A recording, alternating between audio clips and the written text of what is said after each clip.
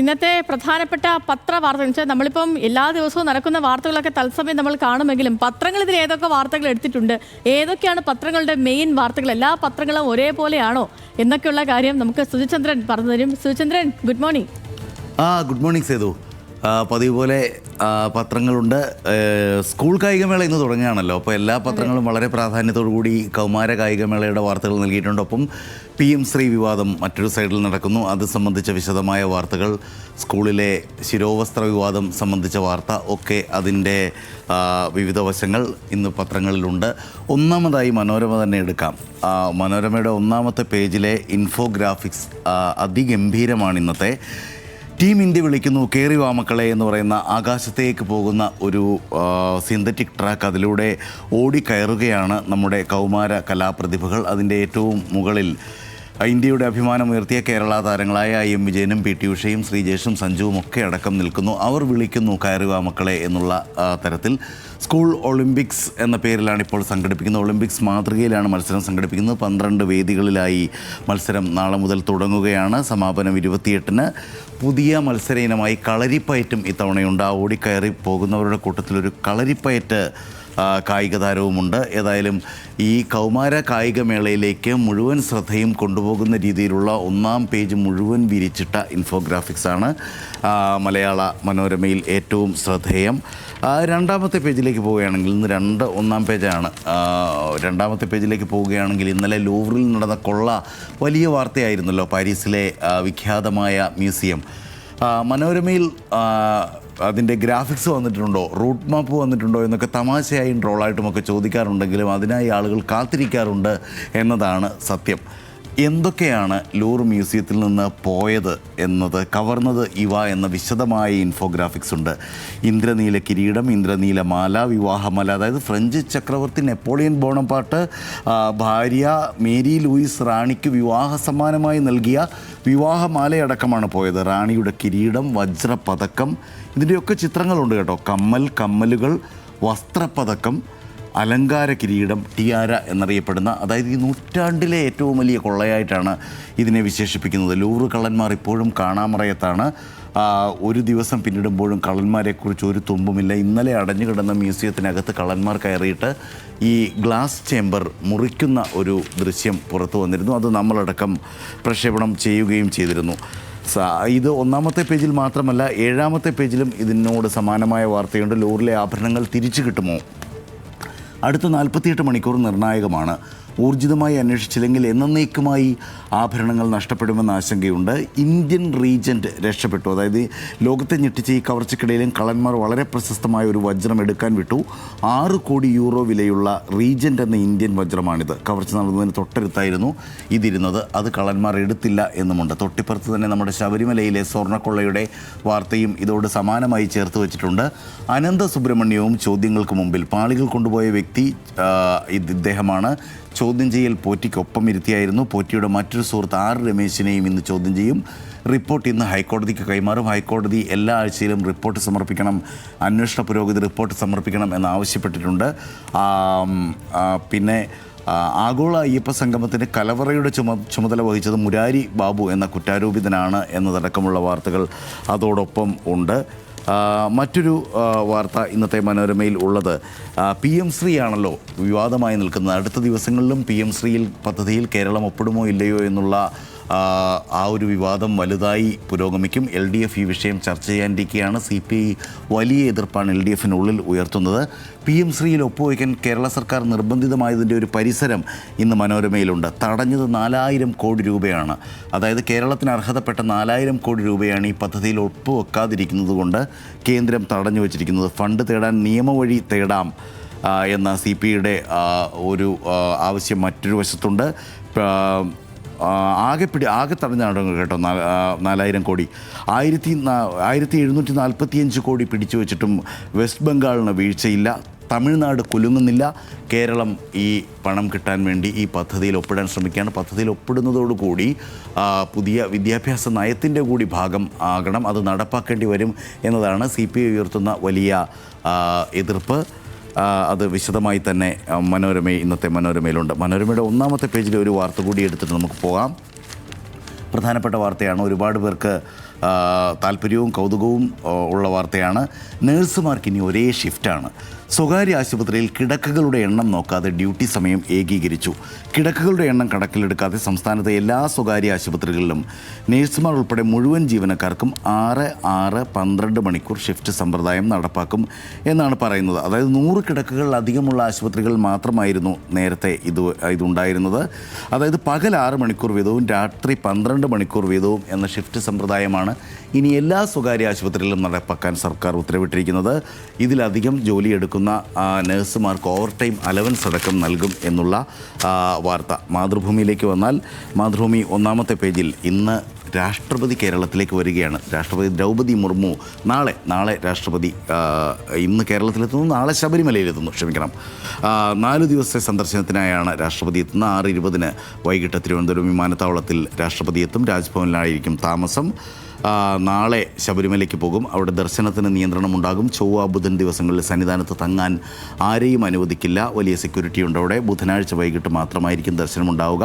രാഷ്ട്രപതി നിലയ്ക്കൽ നിന്ന് മടങ്ങിയെത്തിയ ശേഷമായിരിക്കും ഭക്തരെ കടത്തിവിടുക എന്ന വാർത്ത ഒന്നാമത്തെ പേജിലുണ്ട്. ഇതുമായി ചേർന്ന് മറ്റൊരു വാർത്ത ഇന്ന് മാതൃഭൂമിയുടെ 7-ാമത്തെ പേജിലുണ്ട്. കൗതുകരമായ വാർത്തയാണ്. ഒരുപക്ഷെ ഒരു രാഷ്ട്രപതിയുടെ കേരള സന്ദർശനം വരുമ്പോൾ കൊടുക്കാൻ വേണ്ടി വച്ചിരുന്ന വാർത്തയായിരിക്കും. നേരത്തെ ശേഖരിച്ചതാവാം എന്ന് ഞാൻ കരുതുന്നു. ഭാഗ്യം മാടി വിളിച്ചപ്പോൾ ഭയം വാതിലടച്ചു, കഷ്ടപ്പാടിൽ കൃഷ്ണൻ തുടർന്നു എന്നാണ് ആ വാർത്തയുടെ തലക്കെട്ട്. വാർത്ത ഇതാണ്: 1973 അന്നത്തെ രാഷ്ട്രപതിയായിരുന്ന വി ഗിരി കേരളം സന്ദർശിച്ചപ്പോൾ ശബരിമല സന്ദർശിച്ചിരുന്നു. അന്ന് ഈ രാഷ്ട്രപതിയെ ചുമന്ന് സന്നിധാനത്ത് എത്തിച്ച കൃഷ്ണനെക്കുറിച്ചുള്ള ഒരു വാർത്താ റിപ്പോർട്ടാണിത്. കൗതുകരമായ റിപ്പോർട്ട്. 1/2 നൂറ്റാണ്ട് മുമ്പ് എടുത്ത ചുമടിനേക്കാൾ ഭാരമാണിപ്പോൾ കൃഷ്ണൻ്റെ ജീവിതത്തിന്. ഭാഗ്യം വന്ന് വിളിച്ചപ്പോൾ പറ്റിയ ചെറിയ പാളിച്ചയിൽ കൃഷ്ണനിൽ നിന്നകന്നത് സർക്കാർ ജോലി എന്ന സൗഭാഗ്യം. വി ഗിരിയെ എടുത്തുകൊണ്ട് വി ഗിരി ശബരിമല ദർശനം നടത്തുന്ന ആ ചിത്രവും അന്ന് ശബരിമലയിലേക്ക് അദ്ദേഹത്തെ എത്തിച്ച തൊഴിലാളിയുടെ ഇന്നത്തെ ജീവിതാവസ്ഥയും കുറിച്ചുള്ള ഒരു വാർത്തയാണ് മാതൃഭൂമിയിൽ ഇന്നുള്ളത്. മാതൃഭൂമിയിൽ തന്നെ മറ്റൊരു വാർത്ത: ശബരിമലയിലെ സ്വർണ്ണത്തിന് ഇനി ഡിജിറ്റൽ പൂട്ടാണ്. അതായത് ശബരിമല ഉൾപ്പെടെ ക്ഷേത്രങ്ങളിലെ സ്വർണവും മറ്റ് സ്വത്തുക്കളും ആര് തൊട്ടാലും അക്കാര്യം കമ്പ്യൂട്ടറിൽ എറിയുന്ന ഡിജിറ്റൽ പൂട്ടൊരുക്കുകയാണ് തിരുവിതാംകൂർ ദേവസ്വം ബോർഡ്. ഡിജിറ്റലാകുന്നവ സ്വർണ്ണാഭരണങ്ങൾ, സാളഗ്രാമം, സ്വർണ്ണ വെള്ളിക്കട്ടികൾ, ആഭരണങ്ങൾ, രത്നക്കല്ലുകൾ, പ്രഭാമണ്ഡലം ഇതെല്ലാം ഡിജിറ്റലാകും. തിരുവാഭരണം ഉൾപ്പെടെയുള്ളവ സ്ട്രോങ് റൂമിൽ നിന്ന് ശ്രീകോവിലേക്കോ മറ്റെവിടേക്കെങ്കിലുമോ മാറ്റുമ്പോൾ, അറ്റകുറ്റപ്പണികൾക്കായി എടുക്കുമ്പോഴോ എല്ലാ വിവരവും ഡിജിറ്റലാവും. അതിൻ്റെ ഡിജിറ്റൽ ഫിംഗർ പ്രിൻ്റ് അതിൽ വീഴും. അതായത് നമ്മൾ ഈ മെമ്മറി കാർഡുകളും മറ്റും തുറക്കുമ്പോൾ ഉണ്ടാകുന്നത് പോലെ ഓരോ തവണയും ഇത് തുറക്കുമ്പോൾ അത് ഡിജിറ്റലാവുന്നു. എന്തേ ഇതൊക്കെ ഇത്ര താമസിച്ചു എന്ന് മാത്രമായിരിക്കാം നമുക്കിപ്പോൾ തോന്നുന്നത്. കേരളകൗമുദി വരികയാണെങ്കിൽ ഒന്നാമത്തെ വാർത്ത ഇന്നലെ നമ്മൾ കൊടുത്ത പ്രധാന വാർത്തയാണ്. വരുന്നു ജനപ്രീതി പ്രഖ്യാപനങ്ങൾ. ഇലക്ഷൻ തൊട്ടരികിൽ ക്ഷേമ പെൻഷൻ 200 രൂപ കൂട്ടും. ഉടൻ 2 ഗഡു DA കുടിശ്ശിക. ശമ്പള പരിഷ്കരണവും പരിഗണനയിൽ. ഈ DA കുടിശ്ശിക്ക് വേണ്ടത് 20,000 കോടി രൂപയാണ്. ക്ഷേമ പെൻഷൻ 720 കോടി രൂപയാണ് അധികം വേണ്ടത്. ഇന്നലെ രാവിലെ നമ്മൾ ബ്രേക്ക് ചെയ്ത വാർത്ത ഇന്നത്തെ പത്രത്തിലെ പ്രധാന വാർത്തയായി വരുന്നത് കാണുമ്പോൾ ഒരു മാധ്യമം എന്ന നിലയിൽ സന്തോഷം തന്നെ. മഹേഷ് ചന്ദ്രൻ്റെ വാർത്ത ഇന്നലെ നമ്മൾ കൊടുത്ത എക്സ്ക്ലൂസീവ് വാർത്ത, നമ്മുടെ മെഗാ എക്സ്ക്ലൂസീവ്, ഇന്ന് കേരള കൗമുദിയുടെ ഒന്നാമത്തെ വാർത്തയായി മാറിയിരിക്കുന്നു. കേരള കൗമുദിയിൽ 7-ാമത്തെ പേജ് എടുത്താൽ മറ്റൊരു വാർത്തയുണ്ട്. വിവരാവകാശത്തിൽ കടും വെട്ട് എന്നാണ് ആ വാർത്ത. അതായത് സർക്കാരിനെ വെട്ടിലാക്കുന്ന ചോദ്യങ്ങളിൽ ജാഗ്രത വേണം. സർക്കാരിനെ സമ്മർദ്ദത്തിലാക്കുന്ന വിഷയങ്ങളിൽ വിവരാവകാശ നിയമപ്രകാരം മറുപടി നൽകുമ്പോൾ ജാഗ്രത പുലർത്തണമെന്ന് ആഭ്യന്തര വകുപ്പ്. തൃശ്ശൂർ പൂരം കലക്കിയതിൽ പോലീസ് അന്വേഷണമില്ലെന്ന വിവരാവകാശ മറുപടി സർക്കാരിനെ പ്രതിരോധത്തിലാക്കിയ പശ്ചാത്തലത്തിലാണ് മുന്നറിയിപ്പ് എന്നുള്ളത് ഇന്ന് കേരള കൗമുദിയിൽ മാത്രം കണ്ട വാർത്തയാണ്. ജനയുഗത്തിലേക്ക് വന്നാൽ വിദ്യാഭ്യാസ മേഖലയിൽ ഇപ്പോൾ നടക്കുന്ന 2 പ്രശ്നങ്ങളാണ്. ഒന്ന് PM ശ്രീ പദ്ധതി, അതേപോലെ തന്നെ മറ്റൊന്ന് ശിരോവസ്ത്ര വിവാദം. ഈ 2 കാര്യങ്ങളും കഴിഞ്ഞ കുറേ ദിവസങ്ങളായി പത്രങ്ങളിൽ വാർത്തയാണ്. ഇന്നലെ CPI അനുകൂല അധ്യാപക സംഘടനയുടെ ജനറൽ സെക്രട്ടറിയുടെ വാർത്തയായിരുന്നു.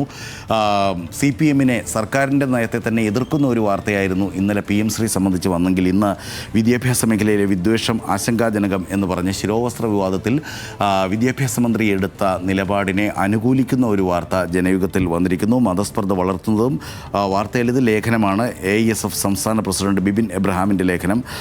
വിദ്യാഭ്യാസ മേഖലയുമായി ബന്ധപ്പെട്ട് ഈയിടെയായി കേരളീയ സമൂഹത്തിൽ വ്യാപിക്കുന്ന അത്യന്തം ആശങ്ക ഉളവാക്കുന്നു. അതുകൊണ്ട് തന്നെ ഈ ഒരു സാഹചര്യത്തിൽ ഈ ശിരോവസ്ത്ര വിവാദത്തിലടക്കം സർക്കാർ എടുക്കുന്ന നയത്തെ AISF ഭാരവാഹി സെക്രട്ടറി പിന്തുണയ്ക്കുന്ന ഒരു ലേഖനമാണ് ജനയുഗത്തിൽ ഉള്ളത്. മാധ്യമത്തിൽ ഒന്നാമത്തെ വാർത്ത, മറ്റു പത്രങ്ങളിലും ഇതുണ്ട്. ഇത് പ്രധാന തലക്കെട്ടായി കൊടുത്തത് മാധ്യമമായതുകൊണ്ടാണ് മാധ്യമം എടുത്തപ്പോൾ പറഞ്ഞത്. ഗാസയിലെ വെടിനിർത്തൽ നമ്മൾ ആശ്വാസപൂർവ്വം കൊടുത്ത ഒരു വാർത്തയായിരുന്നു കഴിഞ്ഞ ആഴ്ച. പക്ഷേ അതിന് പുല്ലുവിലയാണ് ഇസ്രായേൽ നൽകുന്നത്. 24 മണിക്കൂറിനിടെ ഇസ്രായേൽ കൊന്നത് 57 പേരെ. ചോരപ്പുഴയായി ഗാസ. ബിഷ്കോഫും കുഷ്ണറും ഇസ്രായേലിൽ. വാൻസ് ഇന്നെത്തും. ഖത്തർ, ഈജിപ്ത് പ്രതിനിധികളുമായി ഹമാസിൻ്റെ ചർച്ച. ഗസയിലെ ബുറൈജിൽ ഇസ്രായേൽ വ്യോമാക്രമണങ്ങൾ വീണ്ടും ഇപ്പോൾ തുടരുന്നു. ബുറൈജിൽ മാത്രമല്ല പലയിടത്തും തുടരുന്നു. 24 മണിക്കൂറിനിടെ 57 പേരുടെ മരണം സ്ഥിരീകരിച്ചു. 158 പേർക്ക് പരിക്കേറ്റു. ഒരാഴ്ചക്കിടെ 80 തവണയാണ് വെടിനിർത്തൽ ലംഘനങ്ങൾ ഉണ്ടായത് എന്ന വാർത്ത മാധ്യമം ഒന്നാമത്തെ വാർത്തയായി തന്നെ കൊടുത്തിരിക്കുന്നു. നേരത്തെ പറഞ്ഞ വാർത്തയുടെ ഒരു തുടർച്ചയുമുണ്ട്. യൂണിഫോം വിവാദത്തെപ്പറ്റി ഇന്ന് ഡോക്ടർ ടി ശ്രീകുമാറിൻ്റെ ലേഖനം എഡിറ്റ് പേജിൽ മാധ്യമം നൽകിയിരിക്കുന്നു. കോഴിക്കോട് ജില്ലയിലെ Punnur government higher secondary school ഉദ്ഘാടന ചടങ്ങിൽ ശിരോവസ്ത്രമണിഞ്ഞ് പൂച്ചെണ്ടുമായി എത്തിയ കുട്ടിയെ ചേർത്ത് പിടിക്കുന്ന മന്ത്രി വി ശിവൻകുട്ടിയുടെ ചിത്രം വൈറലായിരുന്നു. അദ്ദേഹം അത് സോഷ്യൽ മീഡിയയിൽ പോസ്റ്റ് ചെയ്തിരിക്കുന്നു. ആ ചിത്രം പുനഃപ്രസിദ്ധീകരിച്ചിരിക്കുകയാണ് മാധ്യമം. ഒപ്പം മന്ത്രിയുടെയും കോടതിയുടെയും നിലപാടുകളൊക്കെ പറഞ്ഞുകൊണ്ട് ഈ വിഷയത്തിൽ എങ്കിലും സർക്കാർ എടുക്കുന്ന ഒരു നിലപാടിനെ വിശാലമായി പിന്തുണയ്ക്കുന്നുണ്ട്. ഹെലീന ആൽബിയുടെ നിലപാടുകൾ, അതായത് ആ സിസ്റ്ററിൻ്റെ നിലപാടുകളെ എതിർക്കുന്ന ഒരു ലേഖനമാണ് മാധ്യമം എഡിറ്റ് പേജിൽ നൽകിയിരിക്കുന്നത്. മംഗളത്തിലേക്ക് വരികയാണെങ്കിൽ രാഷ്ട്രീയ പേരുകൾക്കപ്പുറമാണ് കുട്ടികളുടെ ഭാവി എന്ന എഡിറ്റ് പേജിലെ മുഖപ്രസംഗം തന്നെയുണ്ട്. കേന്ദ്ര സർക്കാരിൻ്റെ വിദ്യാഭ്യാസ പദ്ധതിയായ PM ശ്രീ പ്രധാനമന്ത്രി സ്കൂൾസ് ഫോർ റൈസിംഗ് ഇന്ത്യ കേരളത്തിൽ നടപ്പാക്കാനുള്ള സംസ്ഥാന സർക്കാരിൻ്റെ തീരുമാനം കഴിഞ്ഞ ദിവസങ്ങളായി വലിയ ചർച്ചയാണല്ലോ, നമുക്കതറിയാം. ആ വിവാദം ഇന്നും അതിൻ്റെ പലതരം അഭിപ്രായങ്ങൾ വന്ന് തുടരും എന്ന കാര്യം ഉറപ്പാണ്. 3 വർഷമായി നിലനിൽക്കുന്ന ശക്തമായ എതിർപ്പുകൾക്കൊടുവിലാണ് സംസ്ഥാനം ഈ സുപ്രധാന മാറ്റത്തിനൊരുങ്ങുന്നത്. എന്നാൽ ഈ തീരുമാനത്തെ ഒരു രാഷ്ട്രീയ വഴങ്ങൽ എന്നതിലുപരി നമ്മുടെ കുട്ടികളുടെ വിദ്യാഭ്യാസ ഭാവിയെ എങ്ങനെ ബാധിക്കുമെന്ന കാഴ്ചപ്പാടിൽ വേണം നാം വിലയിരുത്താൻ. കേരളം, തമിഴ്നാട്, ബംഗാൾ തുടങ്ങിയ പ്രതിപക്ഷ കക്ഷികൾ ഭരിക്കുന്ന സംസ്ഥാനങ്ങൾ ദേശീയ വിദ്യാഭ്യാസ നയം നടപ്പാക്കേണ്ടി വരുമെന്ന ആശങ്ക ഇതിലുണ്ട് എന്നതടക്കം. ഇത് നടപ്പാക്കിയാൽ എന്തുണ്ടാവും, നടപ്പാക്കിയില്ലെങ്കിൽ എന്തായിരിക്കും നമുക്കുണ്ടാകുന്ന നഷ്ടം എന്നതൊക്കെ അടക്കം ഒരു ഹോളിസ്റ്റിക് ആയിട്ടുള്ള ഒരു വിശാലമായ കാഴ്ചപ്പാട് ഇതേക്കുറിച്ച് വേണമെന്നൊക്കെ മംഗളത്തിൻ്റെ ഇന്നത്തെ മുഖപ്രസംഗം ഓർമ്മിപ്പിക്കുന്നു. അതേസമയം അടിസ്ഥാന സൗകര്യ വികസനത്തിനായി കേന്ദ്ര സഹായം സ്വീകരിക്കുമ്പോൾ തന്നെ സംസ്ഥാനത്തിൻ്റെ സാംസ്കാരികവും വിദ്യാഭ്യാസപരമായ തനിമയും നയങ്ങളും സംരക്ഷിക്കപ്പെടണമെന്നൊക്കെ പറയുന്ന വിശദമായ ഒരു മുഖലേഖനം മംഗളം എഴുതിയിരിക്കുന്നു. ജന്മഭൂമി കൂടി എടുക്കുകയാണെങ്കിൽ ജന്മഭൂമിയുടെ ഒന്നാമത്തെ പേജിൽ ദീപാവലി സൈനിക ശക്തിയുടെ ആഘോഷമാണെന്ന് പ്രധാനമന്ത്രി പറയുന്ന പ്രധാനമന്ത്രി ഇന്നലെ സൈനികർക്കൊപ്പം നിൽക്കുന്ന ചിത്രമടക്കമുള്ള വാർത്തയാണ് അവർ ഒന്നാമതായി നൽകിയിരിക്കുന്നത്. തുടർച്ചയായ 12ാം വർഷവും സൈനികർക്കൊപ്പമാണ് പ്രധാനമന്ത്രി നരേന്ദ്രമോദി ദീപാവലി ആശംസിച്ചത്. INS വിക്രാന്തിലെ നാവികസേനാംഗങ്ങൾക്കൊപ്പമായിരുന്നു പ്രധാനമന്ത്രിയുടെ ദീപാവലി എന്ന വാർത്ത ഒന്നാമത്തെ പേജിൽ. അതിൻ്റെ വിശദമായ പ്രധാനമന്ത്രി അവിടെ നടത്തിയ പ്രസ്താവനകളും ഒപ്പം INS വിക്രാന്ത് എന്ന പേര് മാത്രം മതി നാവികസേന ശത്രുക്കളുണ്ടാക്കിയ ഭയം എന്നൊക്കെ പറഞ്ഞിട്ട് ഇന്നലെ അവിടെ നടന്ന സംസാരവും വർത്തമാനവും പ്രസ്താവന അതൊക്കെ ആ വാർത്തയിൽ വിശദമായി തന്നെയുണ്ട്. 4ാമത്തെ പേജിൽ എഡിറ്റ് പേജിലേക്ക് വന്നാൽ ജന്മഭൂമിയും ഒരു എഡിറ്റ് പേജിൽ എഴുതിയിരിക്കുന്ന ലേഖനം കാരൂർ സോമൻ്റെ ലേഖനമാണ്. മതവിദ്യാഭ്യാസം ക്ലാസ് മുറിയിലേക്കോ എന്നുള്ള, അതായത് 2ാമത്തെ PM ശ്രീ കഴിഞ്ഞാൽ ഇപ്പോൾ കേരളത്തിൽ വലിയ ചർച്ചയായി നിൽക്കുന്നത് സ്വാഭാവികമായിട്ടും ശിരോവസ്ത്ര വിവാദം ആണല്ലോ. കേരളത്തിലെ പൊതുവിദ്യാഭ്യാസ രംഗത്ത് നടക്കുന്ന മതപരവും വിഭാഗീയവുമായ സങ്കുചിത സ്വാർത്ഥ താല്പര്യ വീക്ഷണങ്ങൾ ഭരണഘടനയുടെ സീമകളെ ലംഘിക്കുക മാത്രമല്ല ലോകമലയാളിയുടെ സമത്വ സംസ്കാരത്തെ ദുഷിപ്പിക്കുകയും ചെയ്യുന്നു എന്നതടക്കം ക്ലാസ് മുറികളിലേക്ക് മതപഠനം കയറി വരുന്നു എന്ന രൂപത്തിലാണ് ആ ലേഖനം വന്നിരിക്കുന്നത്. അതായത് ഈ ശിരോവസ്ത്രത്തെ വിവാദത്തിൽ മാനേജ്മെൻറ്റിൻ്റെ ക്രിസ്ത്യൻ മാനേജ്മെൻറ്റിൻ്റെ ഭാഗത്തു നിന്ന് എതിർക്കുകയാണ് ജന്മഭൂമി ചെയ്യുന്നത്. ഒപ്പം മതേതരം എന്ന് പറഞ്ഞാൽ ഒരു മതചിഹ്നങ്ങളും ഇല്ലാതാക്കി എല്ലാവരും ഒരേപോലെ ഇരിക്കുന്ന ക്ലാസ് മുറികളാണോ എന്ന സംശയം ഈ ലേഖനം ബാക്കി നിർത്തുകയും ചെയ്യുന്നു. അതോ എല്ലാ മതവിഭാഗങ്ങൾക്കും അവരുടെ മതസത്വം സംരക്ഷിച്ചുകൊണ്ട് തന്നെ ഒന്നിച്ചിരിക്കാൻ കഴിയുന്ന ഒരു വിശാലമായ മേഖലയാണോ മതേതരത്വം എന്ന ചോദ്യവും അവിടെ ബാക്കിയാവുന്നു. സേതു.